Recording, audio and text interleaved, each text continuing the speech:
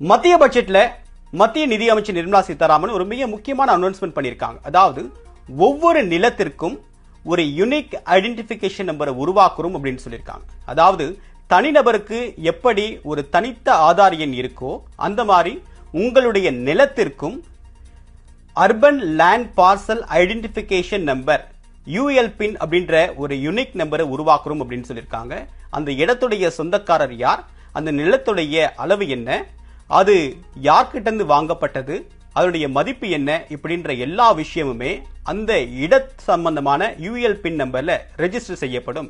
இதற்காக ஒரு டிஜிட்டல் இன்ஃப்ராஸ்ட்ரக்சரை உருவாக்குறோம் அப்படின்னு சொல்லியிருக்காங்க. சோ இந்தியா முழுமைக்கும் இருக்கக்கூடிய 400 மாவட்டங்கள்ல இந்த திட்டம் அடுத்த 3 ஆண்டுகளை நடைமுறைப்படுத்த போறாங்க.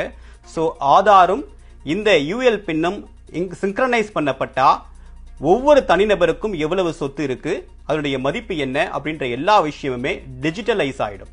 இதன் மூலமா விவசாயிகளுக்கு தரக்கூடிய மானியத்தை நேரடியாகவே உங்களுக்கு கொடுக்கக்கூடிய வகையில தான் இந்த திட்டத்தை மத்திய அரசு அனௌன்ஸ் பண்ணப்பட்டிருக்கு. வரும் காலத்துல இந்த திட்டத்துடைய முக்கியத்துவம் மேலும் அதிகரிப்பதற்கான வாய்ப்பு இருக்கு.